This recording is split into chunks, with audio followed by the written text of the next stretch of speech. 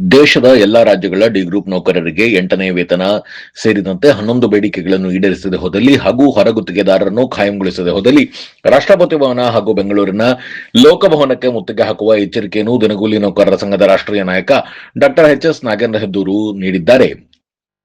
ನವದೆಹಲಿಯ ಜಂತರ್ ಮಂತರ್ನಲ್ಲಿ ನಡೆದ ಬೃಹತ್ ಪ್ರತಿಭಟನಾ ರ್ಯಾಲಿಯನ್ನು ಉದ್ದೇಶಿಸಿ ಮಾತನಾಡಿದ ಅವರು, ದೇಶದ ಎಲ್ಲಾ ರಾಜ್ಯಗಳಲ್ಲಿರುವ ಡಿ ಗ್ರೂಪ್ ನೌಕರರನ್ನು, ಅದರಲ್ಲೂ ದಿನಗೂಲಿ ನೌಕರರು ಹಾಗೂ ಅಂಗನವಾಡಿ ಶಿಕ್ಷಕರು, ಅಂಗನವಾಡಿ ಸಹಾಯಕರು, ಹೊರಗುತ್ತಿಗೆ ನೌಕರರು, ಕಾಂಟ್ರಾಕ್ಟ್ ಬೇಸಿಸ್ ಹೊರಗುತ್ತಿಗೆ ನೌಕರರು, ಗ್ರಾಮ ಪಂಚಾಯಿತಿ ಸಹಾಯಕರು ಇವರೆಲ್ಲರನ್ನೂ ಕೂಡಲೇ 8ನೇ ವೇತನ ಆಯೋಗಕ್ಕೆ ಒಳಪಡಿಸಿ ಖಾಯಂಗೊಳಿಸುವಂತೆ ಒತ್ತಾಯಿಸಿದರು. ಇಲ್ಲವಾದರೆ ಮುಂದಿನ ದಿನಗಳಲ್ಲಿ ರಾಷ್ಟ್ರಭವನಕ್ಕೆ ಮುತ್ತಿಗೆ ಹಾಕುವ ಎಚ್ಚರಿಕೆಯನ್ನು ನೀಡಿದ್ದಾರೆ. ದೇಶದ 26 ರಾಜ್ಯಗಳಿಂದ ಈ ಮುತ್ತಿಗೆ ಕಾರ್ಯಕ್ರಮಕ್ಕೆ ಡಿ ಗ್ರೂಪ್ ನೌಕರರು ಬರಲಿದ್ದಾರೆ ಎಂದು all India state government D group ನೌಕರರ ಉಪಾಧ್ಯಕ್ಷ ಹಾಗೂ ಆಲ್ ಇಂಡಿಯಾ ಕಾರ್ಯದರ್ಶಿ ಕರ್ನಾಟಕ ರಾಜ್ಯಾಧ್ಯಕ್ಷ ಡಾ ಎಚ್.ಎಸ್. ನಾಗೇಂದ್ರ ಹೆದ್ದೂರು ಕೇಂದ್ರ ಸರ್ಕಾರಕ್ಕೆ ಖಡಕ್ ಎಚ್ಚರಿಕೆ ನೀಡಿದ್ದಾರೆ. ಹಾಗೆ ಬೆಂಗಳೂರಿನಲ್ಲೂ ಇದೇ ರೀತಿಯ ಪ್ರತಿಭಟನೆಯನ್ನು ಹಮ್ಮಿಕೊಳ್ಳಲಾಗುವುದು ಎಂದು ಅವರು ಎಚ್ಚರಿಕೆ ನೀಡಿದ್ದಾರೆ. ಒಂದು ಸಣ್ಣ ಬ್ರೇಕ್ ನಂತರ ದಿನಗೂಲಿ ನೌಕರರ ಸಂಘದ ರಾಷ್ಟ್ರೀಯ ನಾಯಕ ಡಾ ಎಚ್.ಎಸ್. ನಾಗೇಂದ್ರ ಹೆದ್ದೂರು ಏನು ಹೇಳಿದ್ರು ಕೇಳೋಣ ಬನ್ನಿ.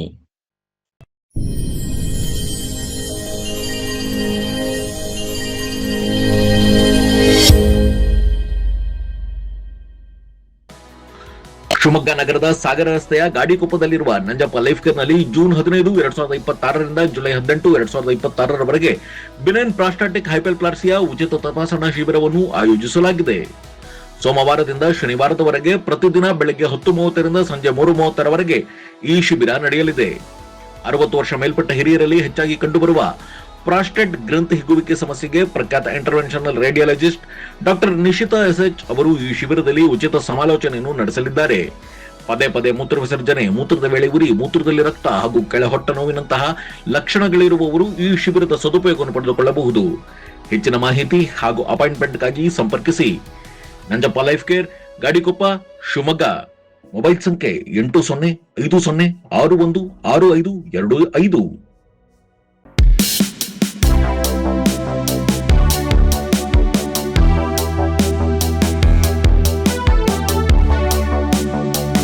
ಈಗ ಆಲ್ ಇಂಡಿಯಾ ಡಿ ಗ್ರೂಪ್ ನೌಕರರ ರಾಷ್ಟ್ರೀಯ ಕಾರ್ಯದರ್ಶಿಯಾಗಿ, ರಾಷ್ಟ್ರೀಯ ಉಪಾಧ್ಯಕ್ಷರಾಗಿ ನೇಮಕ ಆದ ನಂತರ ನಾನು ಒಂದು ಮದ್ರಾಸಲ್ಲಿ 1,30,000 ಜನ ಕೆಲಸ ಕೈ ಮಾಡಿಸಿದೆ. ಆಮೇಲೆ ಮಧ್ಯಪ್ರದೇಶದಲ್ಲಿ ಅಲ್ಲೂ ಕೆಲಸ ಭೂಪಾಳಮಲ್ಲಿ ಹೋಗಿ ಅಲ್ಲಿ ಪ್ರೋಗ್ರಾಮನ್ನು ಇಟ್ಟು ಮೊನ್ನೆ ಡೆಲ್ಲಿಯಲ್ಲಿ 7/6/2026ರಂದು ಡೆಲ್ಲಿಯಲ್ಲಿ ಹಮ್ಮಿಕೊಂಡಿದ್ದ ರಾಮಲೀಲಾ ಮೈದಾನದಲ್ಲಿ ಹಮ್ಮಿಕೊಂಡಿದ್ದ ಒಂದು ಸ್ಟ್ರೈಕಿಗೆ ಕನ್ಯಾಕುಮಾರಿಯಿಂದ ಕಾಶ್ಮೀರದವರೆಗೂ ಎಲ್ಲ ಭಾಗವಹಿಸಿ ಒಂದು ಡಿ ಗ್ರೂಪ್ ನೌಕರದು 8ನೇ ವೇತನ ಹಾಗೂ 11 ಬೇಡಿಕೆಗಳು ಹಾಗೂ ದಿನಗೂಲಿ ನೌಕರರು, ಹೊರಗುತ್ತಿಗೆದಾರರು, ಆಮೇಲೆ ಹೊರಗುತ್ತಿಗೆಯಲ್ಲಿ ಡಾಕ್ಟರ್ಗಳಿದ್ದಾರೆ, LS, ಆಮೇಲೆ ನೀರ್ಗಂಟಿಗಳು, ಆಶಾ ಕಾರ್ಯಕರ್ತರು, ಕ್ಷೇಮಾಭಿವೃದ್ಧಿಯವರು ಎಲ್ಲರಿಗೂ, ಹೊರಗುತ್ತಿಗೆದಾರರು, ಕಾಂಟ್ರಾಕ್ಟ್ ಬೇಸಿಕ್ಕು ಎಲ್ಲರಿಗೂ ಕೆಲಸ ಕೈಯ ಮಾಡೋ ಉದ್ದೇಶದಿಂದ ಕಾಶ್ಮೀರದಿಂದ ಕನ್ಯಾಕುಮಾರಿಯವರೆಗೂ ಭಾಗವಹಿಸಿದ ರಾಮಲೀಲಾ ಮೈದಾನದಲ್ಲಿ 26 ಸ್ಟೇಟಿಂದ ಭಾಗವಹಿಸಿದ ಎಲ್ಲರಿಗೂ ನಾನು ಕೃತಜ್ಞತೆ ಹೇಳ್ತಾ, ಕೆಲವೊಂದು ಸ್ಟೇಟಲ್ಲಿ ಯಶಸ್ವಿಯಾಗಿದೆ, ಇನ್ನು ಎಲ್ಲ ಯಶಸ್ವಿ ಆಗ್ಬೇಕಂತ ಇದನ್ನ ಪ್ರೋಗ್ರಾಮನ್ನು, ಇದು ಸ್ಟ್ರೈಕನ್ನು ರಾಮಲೀಲಾ ಮೈದಾನದಲ್ಲಿ ಇಟ್ಕೊಂಡು ಯಶಸ್ವಿಯಾಗಿದೆ. ಆ ಯಶಸ್ವಿಗೆ ಇನ್ನು ಮುಂದೆ ನಮ್ಮ ಕರ್ನಾಟಕ ರಾಜಧಾನಿಯಲ್ಲಿ ಬೆಂಗಳೂರಿನಲ್ಲಿ ಇದು ಆಲ್ ಇಂಡಿಯಾ ಸಮ್ಮೇಳನ ಇಟ್ಕೊಳ್ತಾ ಇದ್ದೀನಿ ನೆಕ್ಸ್ಟ್ ಮಂತ್ ಲಾಸ್ಟ್ನಲ್ಲಿ. ಅಲ್ಲಿ ಎಲ್ಲದಕ್ಕೂ ಎಲ್ಲ ರಾಜ್ಯದ ಮುಖ್ಯಮಂತ್ರಿಗಳು ಹಾಗೂ ಎಲ್ಲ ರಾಜ್ಯದ ಸರ್ಕಾರಗಳಿಗೆ ಒಂದು ಇದನ್ನ ಸಲಹೆಯನ್ನು ಕೊಟ್ಟು ಆಮೇಲೆ ಎಚ್ಚರಿಕೆಯನ್ನು ಕೊಡ್ತಾ ಇದ್ದೀನಿ. ಅಲ್ಲಿ ಒಂದು ಎಲ್ಲ ಬೇಡಿಕೆಯನ್ನು ಈಡೇರಿಸಬೇಕು.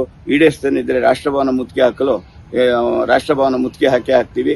ರಾಷ್ಟ್ರಭವನ ಮುತ್ತಿಗೆ ಹಾಕಿ ನಮ್ಮ ಬೇಡಿಕೆಯನ್ನು ಈಡೇರಿಸದಿದ್ದಲ್ಲಿ ಉಗ್ರ ಹೋರಾಟ ನಡೆಸಲು ನಾವು ಸಿದ್ಧರಿದ್ದೇವೆ.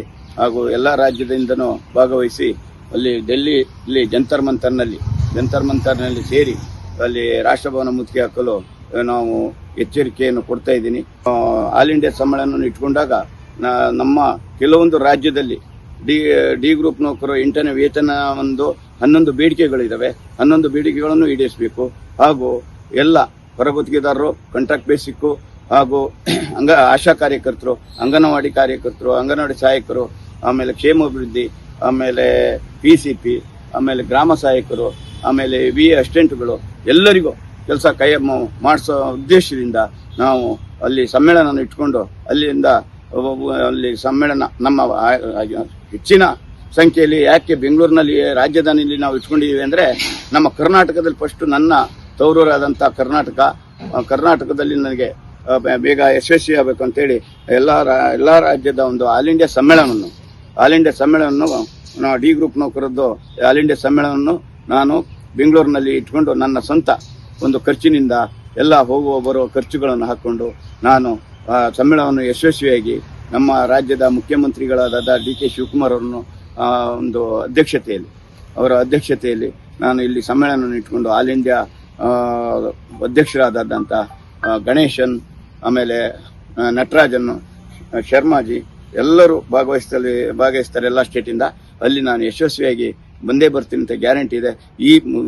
ಈ ಸಂದರ್ಭದಲ್ಲಿ ಸರ್ಕಾರಕ್ಕೆ ಸಲಹೆಯನ್ನು ಕೊಡ್ತೀವಿ, ಆಮೇಲೆ ಎಚ್ಚರಿಕೆಯನ್ನು ಕೊಡ್ತೀವಿ ಅಂತ ಹೇಳಿ ಇಡೀ ಆಲ್ ಇಂಡಿಯಾ ಅಖಿಲ ಭಾರತ ಡಿ ಗ್ರೂಪ್ ನೌಕರರ ಸಂಘ ನನ್ನ ಜೊತೆ ಇದೆ. ಹಾಗೆ ಎಲ್ಲ ಹೊರಗುತ್ತಿಗೆದಾರದ್ದು ಎಲ್ಲರದ್ದು ಸಹಕಾರನೂ ಇದೆ, ಸಲಹೆಯೂ ಇದೆ. ಎಲ್ಲ ಸಲಹೆಯನ್ನು ತಗೊಂಡು ಅದನ್ನು ಯಶಸ್ವಿ ಮಾಡ್ತೀವಿ ಅಂತೇಳಿ ಗ್ಯಾರಂಟಿ ಇದೆ. ಅದಕ್ಕೆ ಹೆಚ್ಚಿನ ಸಂಖ್ಯೆಯಲ್ಲಿ ಆಲ್ ಇಂಡಿಯಾ ಸಮ್ಮೇಳನಕ್ಕೆ ಎಲ್ಲರೂ ನೌಕರರುಗಳು ಎಲ್ಲರೂ ಭಾಗವಹಿಸಿ ಇದನ್ನ ಸಮ್ಮೇಳನವನ್ನು ಯಶಸ್ವಿ ಮಾಡ್ತಾರಂತ ಗ್ಯಾರಂಟಿ ಇದೆ. ಅದಕ್ಕೆ ಕನ್ಯಾಕುಮಾರಿಯಿಂದ ಕಾಶ್ಮೀರದವರೆಗೂ 26 ರಾಜ್ಯಗಳಿಂದ ನನಗೆ ಬೆಂಗಳೂರಿಗೆ ಬಂದು ಸಹಕಾರ ಕೊಡ್ತೀವಿ ಅಂತ ಭರವಸೆ ಕೊಟ್ಟಿದ್ದಾರೆ. ಆ ಭರವಸೆಯ ಮುಖಾಂತರ ನಾನು ಈ ಸಂದರ್ಭದಲ್ಲಿ ಈಡೇರಿಸ್ತಾರಂತ ಗ್ಯಾರಂಟಿ ಇದೆ. ಇದಕ್ಕೆ ನಮಗೆ ಈ ಹೋರಾಟಕ್ಕೆ ಅಥವಾ ಸಮ್ಮೇಳನಕ್ಕೆ ನಮ್ಮ ನ್ಯಾಯಯುತವಾದಂಥ ಒಂದು ಇದಕ್ಕೆ ನಾವು ನ್ಯಾಯ ಕೇಳ್ತಿದ್ದೀವಿ ಮತ್ತು ಬೇರೆ ಏನು ಕೇಳ್ತಾ ಇಲ್ಲ. ಬಹಳ ಇಲ್ಲಿ ಕಾಂಟ್ರಾಕ್ಟ್ ಬೇಸಿಕ್ಕು ಹೊರಗುತ್ತಿಗೆದಾರರಿಂದ ಬಹಳ ಅನ್ಯಾಯ ಆಗ್ತಾ ಇದೆ ಎಲ್ಲ ರಾಜ್ಯದ ಸರ್ಕಾರಕ್ಕೆ. ಅವರು ನೌಕರದಾರಿಗಂತೂ ಬಹಳ ಕೆಲಸ ಮಾಡೋರಿಗೆ ಬಹಳ ಒಬ್ಬ ನೌಕರನ್ನ ಹೊರಗುತ್ತಿಗೆದಾರರ ನೌಕರನ್ನ 4 ಜನ ಸಂಬಳ, ಅದು ಒಬ್ಬನ ಸಂಬಳನ 4 ಜನಕ್ಕೆ ಹಂಚ್ತಾರೆ. ಅದು ಕರೆಕ್ಟಾಗಿ ಕೊಡ್ತಾ ಇಲ್ಲ. ಆದ್ದರಿಂದ ಇದನ್ನೆಲ್ಲ ಸಮ್ಮೇಳನ ಇಟ್ಟು ಇದನ್ನು ಬಗೆಹರಿಸ್ಬೇಕಂತೇಳಿ ನಾನು ಈ ಮುಂದಿನ ಹೆಜ್ಜೆಯನ್ನು ಇಟ್ಟಿದ್ದೀವಿ. ಇದಕ್ಕೆ ಸರ್ಕಾರನೂ ಸಹಕಾರ ಕೊಡುತ್ತೆ, ಆಮೇಲೆ ನೌಕರರು ಕೊಡ್ತಾರೆ, ಆಮೇಲೆ ಅಲ್ಲಿ ಎಲ್ಲ ಜನಗಳ ಸಹಾಯನೂ ಇದೆ ಅಂತ ಅಂದ್ಕೊಳ್ತೀನಿ. ಎಲ್ಲ ರಾಜ್ಯದಿಂದ ಬರೋರದ್ದು ಎಲ್ಲ ರಾಜ್ಯದವ್ರದ್ದು ನಮಗಿಲ್ಲಿ ಬೆಂಗಳೂರಿನಲ್ಲಿ ನಡೆಯುವಂಥ ಒಂದು ಸಮ್ಮೇಳನಕ್ಕೆ ಸಹಕಾರ ಕೊಡ್ತಾರೆ. ಇದಕ್ಕೆ ನಾನು ಒಂದು ಭಾಗಿಯಾಗಿರ್ತೀನಿ. ಇದನ್ನು ಬಗೆಹರಿಸ್ತಾರೆ ಅಂತೇಳಿ ದೇವರಲ್ಲಿ ಪ್ರಾರ್ಥನೆ ಮಾಡ್ತಾ ಕೈ ಮುಗಿದು ಕೇಳ್ಕೊತೀನಿ.